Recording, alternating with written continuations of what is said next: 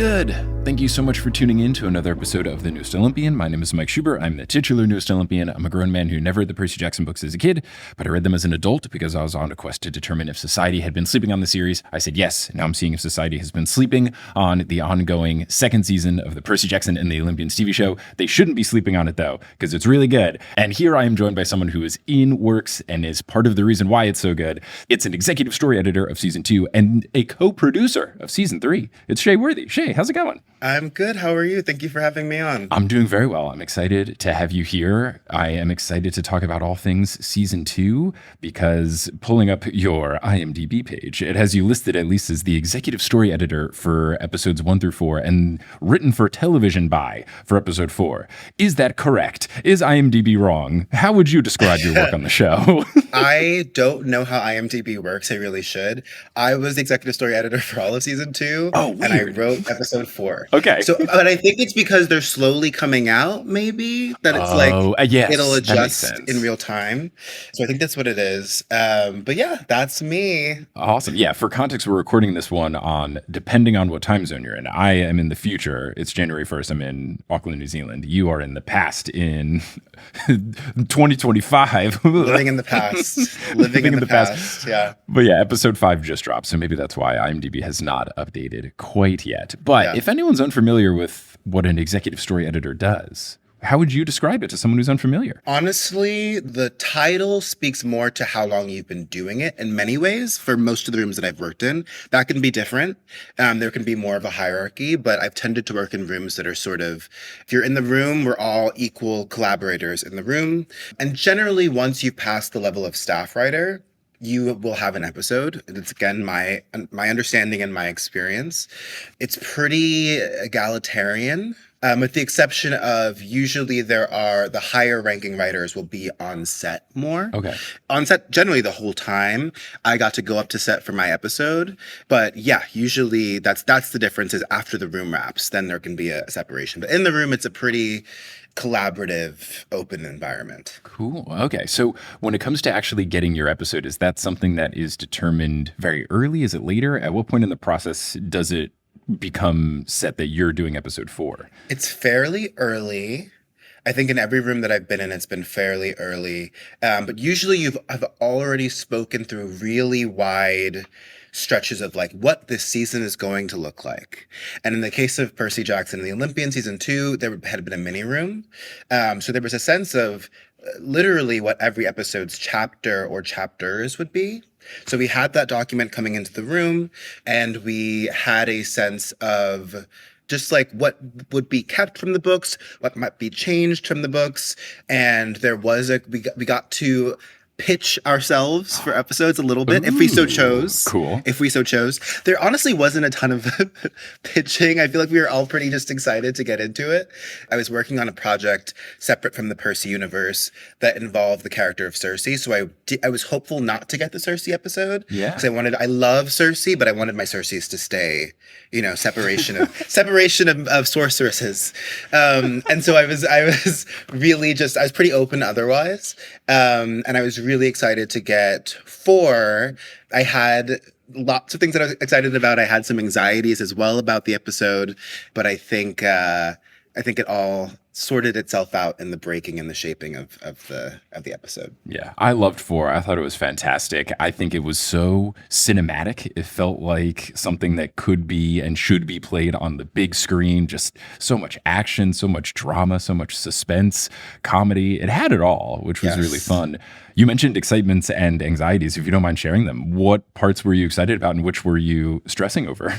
I was excited about a few things. I was excited about just the general scope of the episode. I'd been previously written on shows, unfortunately none of which got to production, but that were much more small in scale and much more, we had to be economical in the room. And working on Percy it's a show where, and specifically my episode, I was sort of tasked with writing the biggest version of the episode and then having it pared down, which is a different way of writing than I'd gotten to do. So that was really exciting. I was really excited to get to explore young Annabeth. Yeah. And it was a really, interesting thing, one of the early things we talked about in this episode was how does young Annabeth differ from Annabeth? Yeah. Because there is a version where you just, she's a small girl, but it's the same Annabeth that we know and love. And I think a thing that was exciting for us was, what if this flashback, one of the stories it's telling, is the story of how our Annabeth becomes the Annabeth that we know and love. And I think that is, again, one of the stories and through lines that we're following in that flashback. So that was a really fun thing to explore. Getting to debut Thalia was a really cool and exciting and scary thing, because she's a character that that there's so much excitement for. So you're just like, I hope people like this version of meeting her. And I think just thinking about, how to make her feel, there's a line in there that's something like, everything about her was impossible. And that was just, for me, that was what she had to be. For her to be someone that Annabeth looks up to, she has to feel so incredible, but still grounded and still, real. And that was a fun challenge. There were lots of things that were exciting about it, but I think the anxiety for me was mostly just that I have a personal allergy to flashbacks, because I find that they often kill momentum in a story. And so for setting out for 4, it was really about how to make sure that the flashbacks are actually necessary to pushing the front story forward. They're handing the ball to each other, as opposed to, let's pause and go into the past, and let's pause and go back into the future. There was only momentum being built as the past and the future storylines passed the baton back and forth. And so that was another thing that was initially an anxiety, but that was turned into a moment of excitement just by reframing how that's how flashbacks work for me. When I do like a flashback, it's because it's feeding the front story as opposed to detracting from the front story, or just being an FYI. Yeah. And so keeping it momentous and keeping it emotional was all. Lots of reveals were all ways that I think that the flashback story wound up being something that I was really, excited about getting to write. Yeah, I think it worked because, like you're saying, it was more of kind of catching the viewer up to speed about what's going on in the present, and it was going along with what was happening. Like, every flashback was relevant to what just happened, so it wasn't like you were really taken out of the action. So yes. I think it very much accomplished that. Something about the flashback that I did very much love, because I grew up a Yankees fan, and I know you are a Bronx native. Did you, see the Yankees hat, which is fantastic. Did you write in that Annabeth was going to be wearing a Yankee sweater, or was that just a beautiful coincidence? No, we talked about that early on, because initially I forgot for a second that she wouldn't have the cap yet. And so it was just something where in the room it was like, well, we have to nod to it. And I don't know if it was a Craig thing, or I don't remember how it wound up being in the crew neck, but it was just like one of those beautiful and fast, we have to nod to the Yankee cap, the New York Yankees, but it can't be the cap. What can it be? And so it's like a big crew neck. So yeah, that was one of the things that sort of magically and quickly came together. I loved it. I thought it was great. It was also just a great sweater, like that early 90s era Yankee art. Oh, I have a 98 championship hat that I cherish to this day. And it was black when I bought it, and now I've worn it so much. It's like this disgusting sunburnt brown. And it's just so perfectly hideous. I love it. So yeah, it really brought me back. I was so excited. And it makes me wonder, are we going to get the history of the Yankee hat? Like, I don't know if this is something that will be discussed. And obviously I'm not trying to like get you to spoil or clickbait anything, but I was wondering when I was watching this, is this going to set up that Annabeth was a Yankees fan before getting the hat, and did Athena make it a Yankees hat because she's a fan? I had never thought of the chicken or the egg nature of the Yankees hat, because it's never established in the books. So I was very excited. Yeah. Well, I will say nothing to that question, but it just fully no comment. But I think I like when people are thinking that way. I think it's exciting when people are thinking that way. I think it's fun. I very much enjoy the adaptation nature of the show. I like that it is not just copy pasted, and the screenplay is not just the books just put over into screenplay format. I like that there's new things. I like that there's changed things. I think it's fun when you are preparing that, and especially with these flashbacks, because you get into stuff that isn't like some of this flashback information comes from different books. You could even go the next step and say that you could be incorporating the Demigod Diaries. I think the Diary of Lucas Stellan's story is in. For you writing this, are you looking outside of just the Sea of Monsters text? What all kind of factors into what's getting put onto the page? Yeah, I read and reread the Demigod Diaries a few times.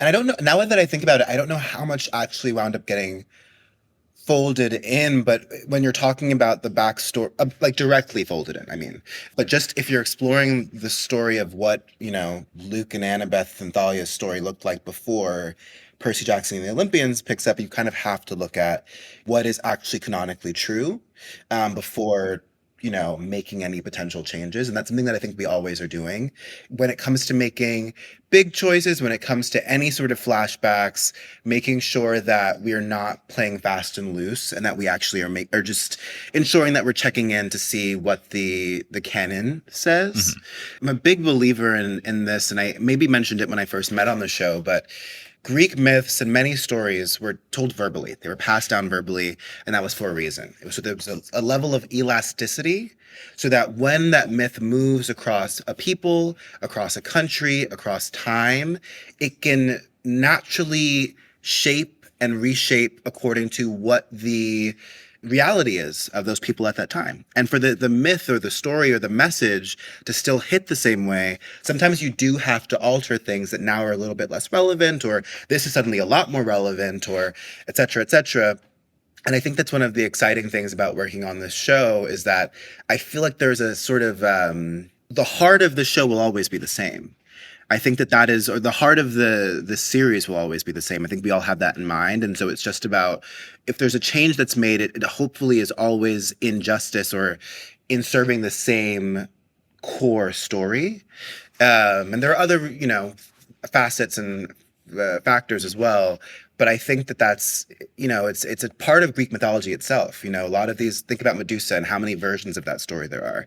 And so I like to think that we are sort of following in that tradition of retelling a story, but in order to keep it as resonant as it was the first time that, I got to read it. Yeah. So yeah, that's sort of a thing that's always playing in my head when I think about adaptation. Yeah, that's a really good way to think of it. I had never thought of that comparison, but for the Greek mythology story, book, I think it works to have the Greek mythology approach.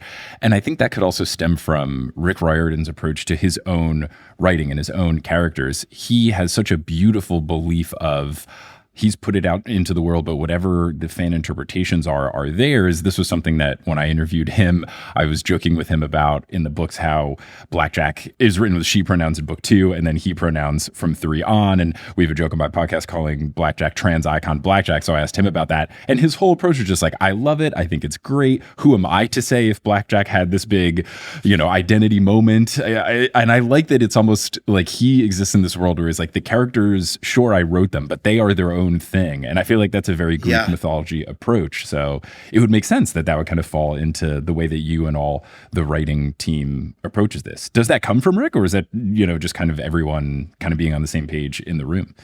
I think maybe it's a mix of all of it. That's another important element of the adaptation that I think we're so lucky in, is that Rick is walking hand in hand, and sort of really being clear on, oh, maybe that doesn't make sense, or this is, that definitely makes sense. And Rick and Becky are so amazing. Like, it's, they say like, don't meet your idols, and like getting to meet Rick was just so cool.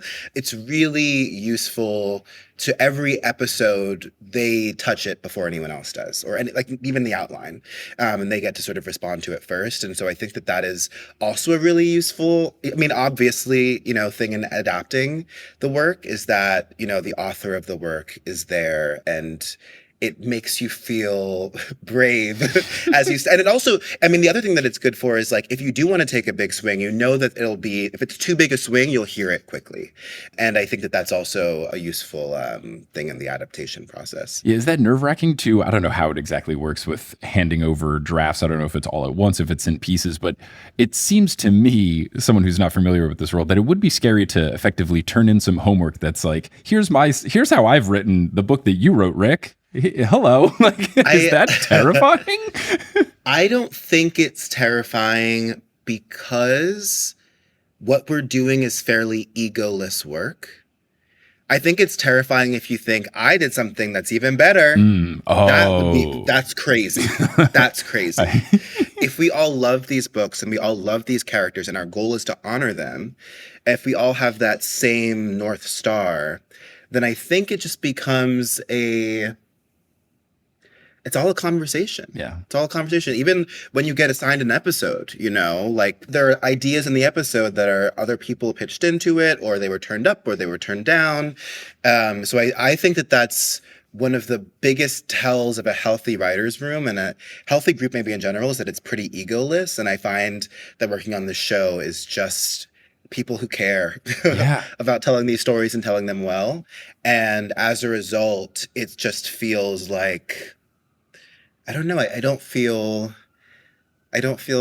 fear. That's I just awesome. feel a real sense of excitement. And I think if that's true for everyone, it just makes the work easier. Yeah, that's definitely the impression that I got when I visited set was that everyone just seems to be working towards the goal of making the show as good as possible. And that can be specifically on parts of the episode or more overall approaches. And I also really enjoyed that it felt like every single department in the show was very collaborative, where, you've got the writers' room interacting with other departments and they're working together on the scripts, and that's informing props, and then props is informing set design and the acting choices. And it just really felt like it's such a collaborative effort. So for you to say that there's no ego behind the work really feels true, because it just feels like at the end of the day everyone is working towards the same goal, which is let's make this show as good as possible in the best way possible, Yeah. raising everyone's spirits as much as we can along the way to where everyone is enjoying the work. So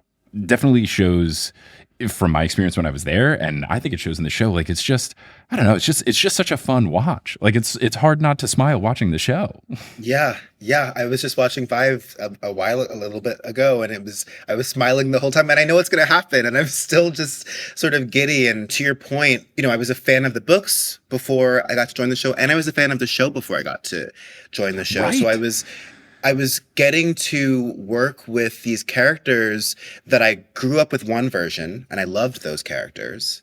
And then getting to sort of inherit getting to play with these variations on those characters has been really wonderful. And I think I have this philosophy, and it's kind of the way that I write, which is like the characters tell you where they're going to go. Mhm. Like you can only create a path so much. And if you're going, if you're sending Clarice in that direction and that doesn't make sense, she's going to tell you it doesn't make sense.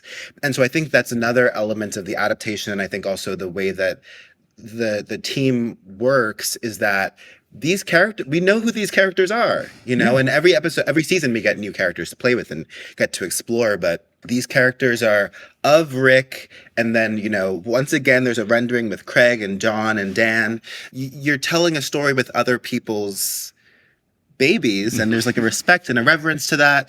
And so again, it just makes it this like egoless collaborative thing that's just really fun. It's a really fun play box, and I can't say enough positive things about how grateful I am to get to work in this room, not just because I love the books and the story, but because I really like my coworkers. Like Yeah.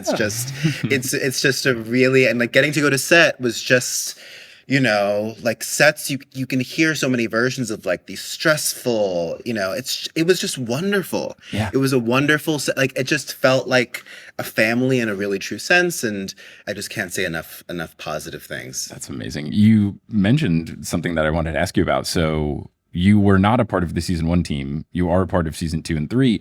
I guess, what's the whole story of how you get on? I'm assuming there's some sort of application process. I don't know if you were sought out. I don't know how that all works, but what was it like? What was the process to joining the team for season 2? And then when you did, what was it like? I can only assume they welcomed you in with open arms, but what was that like as well?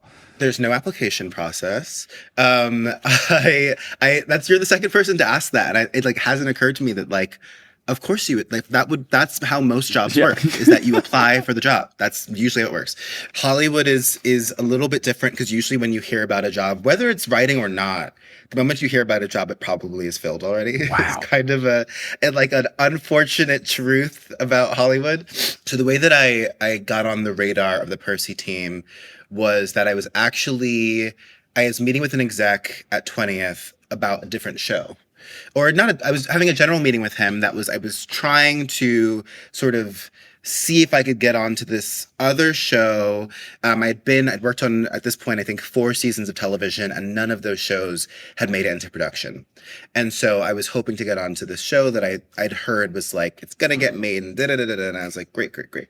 And during that meeting, the exec said, did you read the Percy Jackson books growing up? And I was like, of course. And I'd heard about season 1, and I heard about the casting. I'd been following all of it. But again, I hadn't heard that season 2 was starting to staff up, because if I had heard, it would have been, Sure. it would have been staffed. And so I was like, yeah. And he's like, okay, well, maybe like we'll set up a meeting with you and the team and we'll see if they respond. And I guess they responded to the sample that I had, and I met with the team. And then it was quiet for a little while because they had a mini room first, which was just higher level writers. And then there was the strike. Right. And then there was the post strike. And then the room started. And when I got the call about Percy starting up again, it was literally, it had been at least a year since I interviewed that I got the call that I was starting to. Yeah, it was. I literally been in another room. Like I'd done a whole nother job, and then and so it was really exciting. And I think season 2's room was a lot of new faces, if not mostly new faces. Daphne was season 1. Craig is season 1. Sarah had been in the mini room, but Tamara and Albert and I were all new. And then our support staff, we have an amazing support staff, had, I think, mostly been on season 1 as well. Hannah and Zoe and Stu. Yeah, it was a lot of new faces. And I think the first few weeks I will always remember this, because we were talking about, to my earlier point, we were talking about like what does young Annabeth feel like? And I was asking some questions about that, and Craig goes, I think young Annabeth is kind of like a young Shae, always asking questions. Because I was literally just asking, like, why did you do this in season 1? And why didn't you do that? And why did you connect these two things? And I was really just trying to get a sense of the way in which this adaptation worked. To me, that's always a thing that I think is your job when you enter a room, is to figure out how your boss thinks about story, and then marry it to your own talents. And so I was just like trying to get a sense of all of it. I think it helped us all to get into a sense of this version of the story.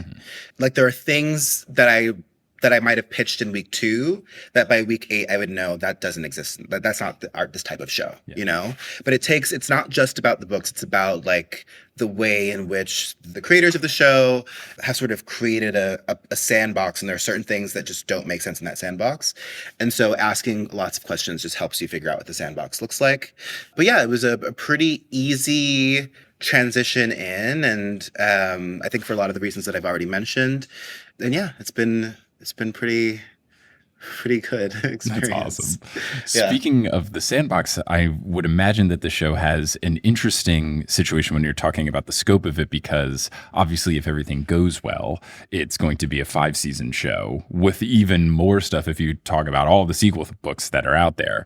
But I would assume you can't operate fully under the pretense that we're going to for sure get picked up, because you never know. Yeah. So are discussions about, well, if there are future seasons, does that ever come in? Or are you kind of taking the sports approach of like, you just play the game in front of you, you play what's right there, as opposed to thinking like next step for stuff that isn't even confirmed? I think that we live within our season, but for a slightly different reason than you are shaping, which is, I think that the reason why we live within the season, sorry, maybe I'm saying this wrong. Maybe the answer is between the two things that you just said. Okay.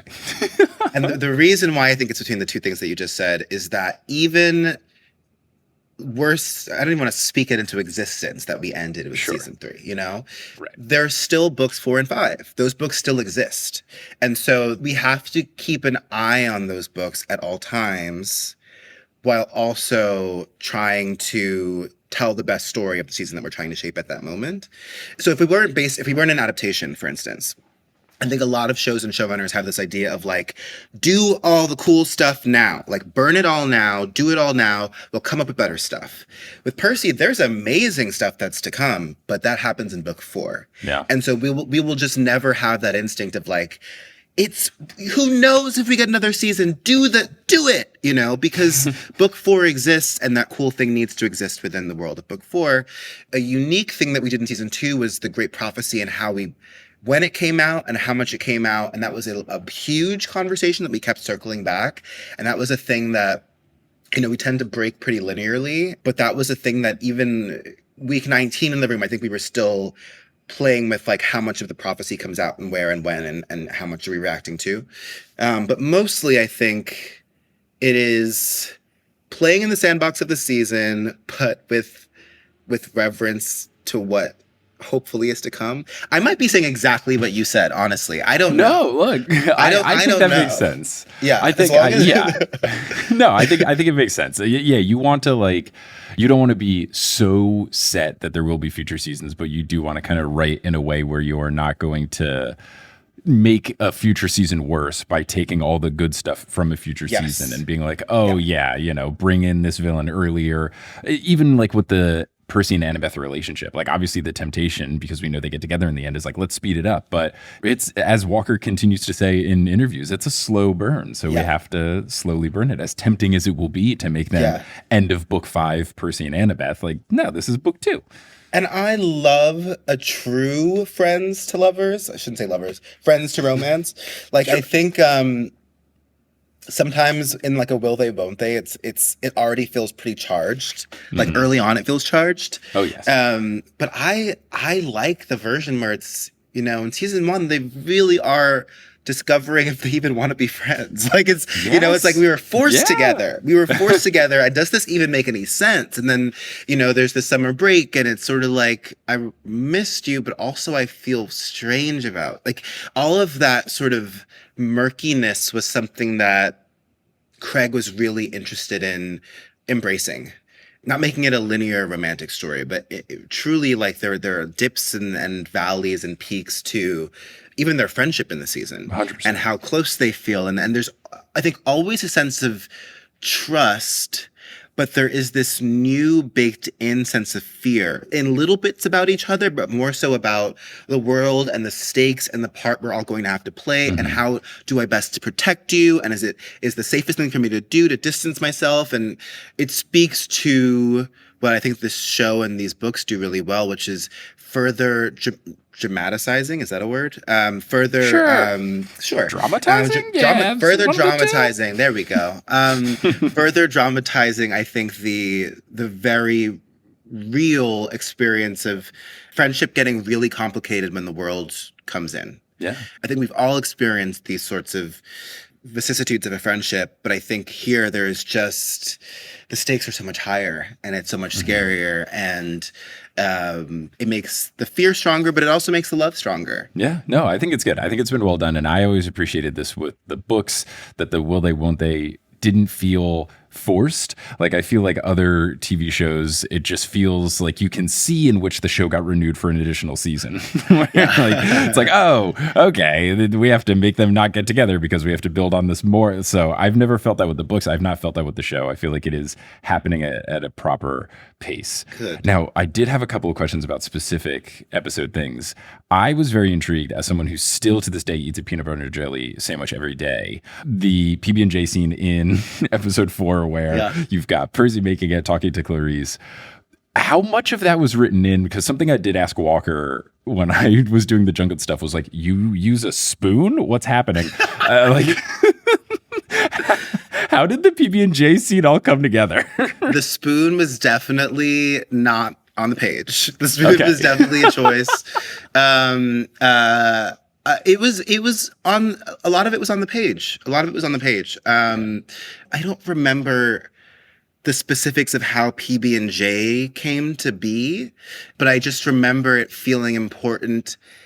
And to me, it was one of my favorite scenes to write in terms of its like emotional subject matter in Punch. Oh, yeah. Because I think a character like Clarice letting down her guard at all is really powerful. Totally. And I think a character like Percy, who has been on the other end of Clarice's spear more than a few times, Yeah. not rebuking it, not mocking it, but embracing it and seeing this as a person who needs a friend, I think was really important. It's this moment of we have probably more in common than we do that's different between us. Totally. We don't want to say that fully, Definitely don't want to admit it, but yeah, it's true. But it's like there's something similar in the seeds of who we are that has just manifested in different ways. And I think that's really powerful, and something that I'm always thinking about with these characters is how they very differently manifest mother and father wounds. It's really different with all of these characters, and I just thought it was great. And I love the last line, "We are not friends." It was one of those things where for her prophecy, it's important that she feels that way. Right. But it also just felt very like I think that's the seed of it. But it also just felt very. I just love the matter of factness that it wasn't like it was just saying the words. Mm-hmm. We are not friends. Mm-hmm. And yeah, it was.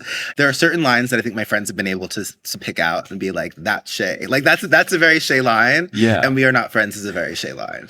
That was a question I had when you are adapting something. When do you decide to pull a quote from the story and word for word say, well, there's a part where Percy says this, let's put it in? And when do you decide to write your own quote in? I usually reread, and have a note or on my phone or a notebook open that's like I just write out all of the lines that are like, this is really good and could work. This is really good and could work. This is really good and could work. And then I use it if it works. Okay, yeah. Oftentimes, maybe one or two stay in directly from the book, because that's the hardest. There's a lot of rewriting happens and things get moved in and out, and suddenly like a line that was working perfectly now just has to get nudged because the line before it had to get changed. To me, it's always cool to get a line in if you can. The other thing that'll happen is like maybe you'll try to get a line in, but it doesn't make sense in the same scene that it made sense in the book. So, Right. For instance, in the chapters that are covered in episode 4, technically, there's a lot more time spent on that island before Clarice even gets there, or that land before Clarice even gets there. And there's like lots of stuff that happens, monster donuts, Totally. like that nod. It's like, that was a whole big thing that happened, and the space that we have for it is instead going to be, a nod to it and more of an Easter eggy thing. Sometimes it's that's a cool thing. It doesn't make sense there in our TV show. Maybe we can wrap it around and find a place for it somewhere else. Okay, yeah. I think we were excited about Rainbow. Oh, yeah. Because that felt like a thing that was like, is this gonna stick? Are we gonna because anything that's VFX heavy is like a big question. Right. And so there was I feel like the way that Rainbow was handled was very deft. Yes. But yeah, I'm trying to think if there's anything else that was exciting to get in that we thought we might not get in. Those are the big things that come to mind now. Yeah, that's cool. There's a lot of fun nods to stuff in this episode, and this one especially because the way that I consumed these was I got the first 4 screeners, so I got to watch them early, and then there's a big gap between when I could watch 4 and 5, and there were so many seeds planted in 4 that I was like, oh, like of all the episodes I was like, no, I don't have access to 5. The rainbow thing for sure, because you see like the little bit of rainbow in the background. You're like, is that rainbow or is that a pumping? Like, was that just a dolphin? Is rainbow really coming back? Like, there's so many things that you're just like, oh, and then obviously it ends on a big cliffhanger. So I feel like there were so many things like 4, by structure in the season, it being halfway through, to me felt like such a great halfway through moment because there's so many things to come that 4 establishes that it made me really excited for the second half of the season to see how everything gets resolved. Totally. Yeah. It's being in the middle. There's a lot. It's like a relay race. Is that what they do at the Olympics? Yes. And it's an interesting place to be.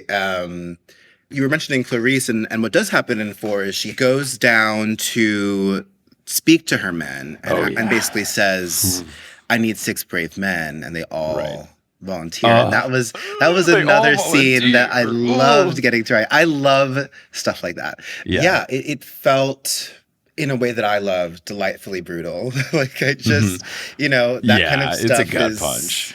it's a good gut punch. It means that she did her job. Hmm. She inspired them. She motivated them. They believe in her.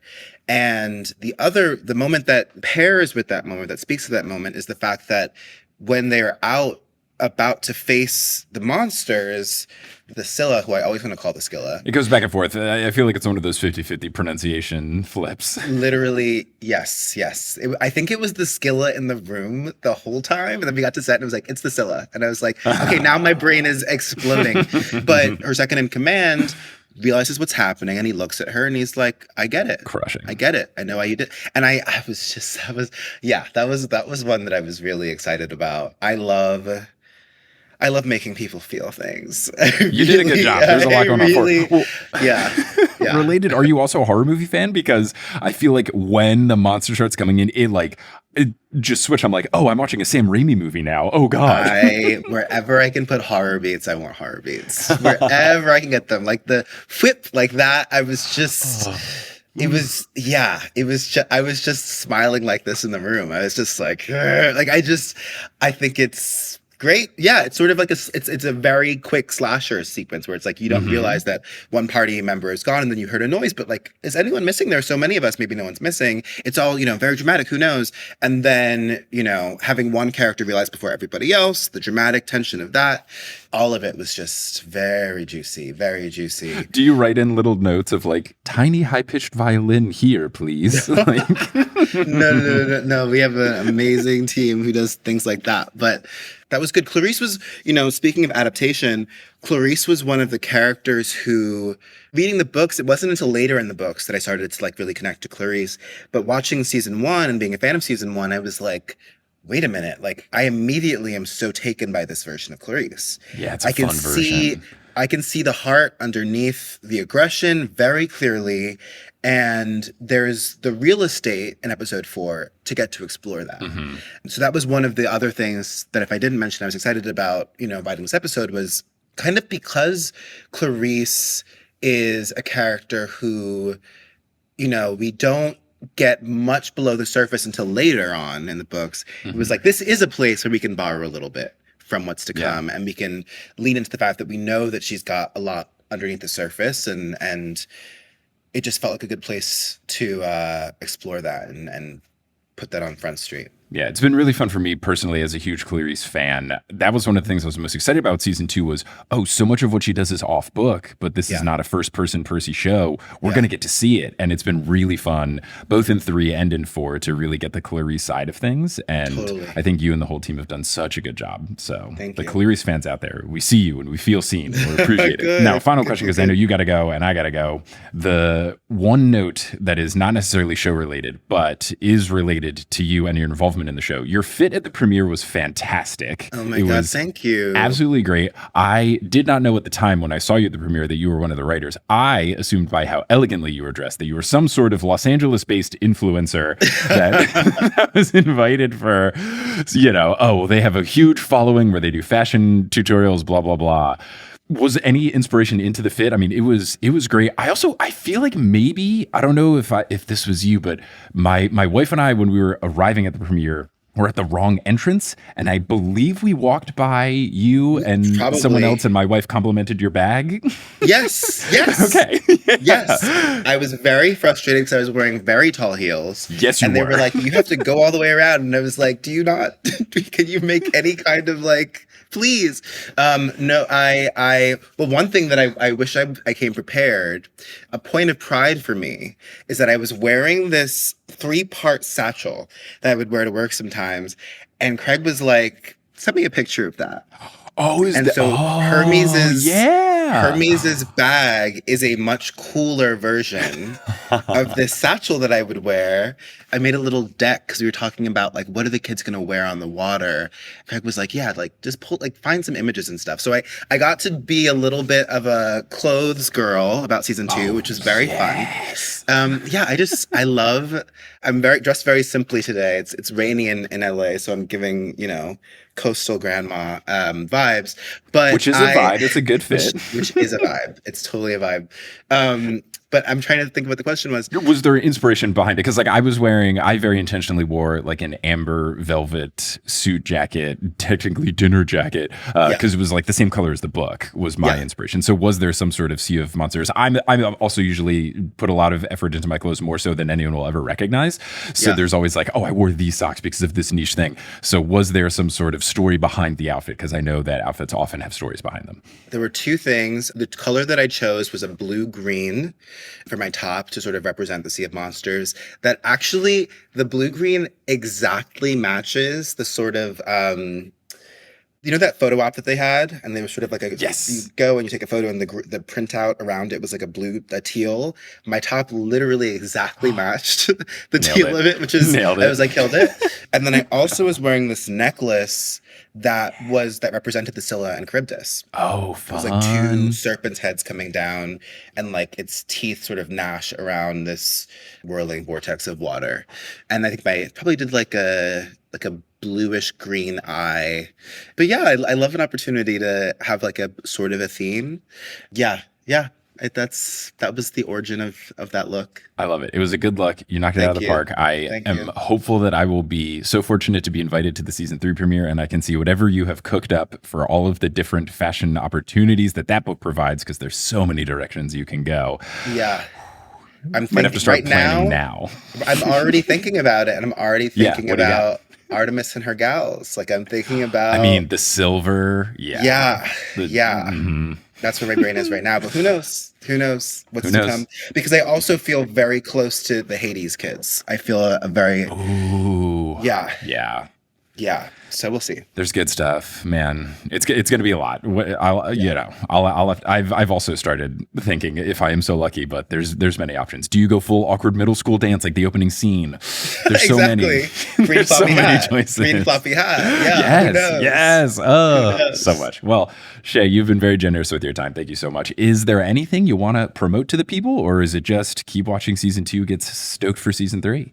Keep watching season 2. I love seeing the theories. I love just the response to the season has been amazing. And go watch episode 5. I don't know when this will come out, but watch all of it. Probably like a week. Like this will probably come out after episode 6, so people can watch 5 and 6. Go watch 5 and 6. And thank you for watching, and thank you for enjoying it. I've never gotten to have a response to a show that I wrote yet, and so the response from fans has been so incredible, especially during the holiday season, which is generally not a great time for me.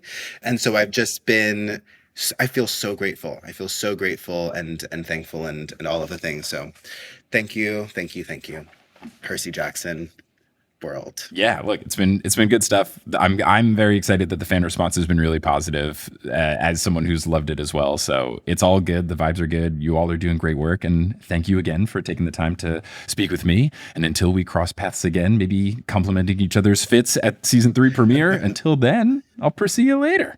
Thank you, Mike.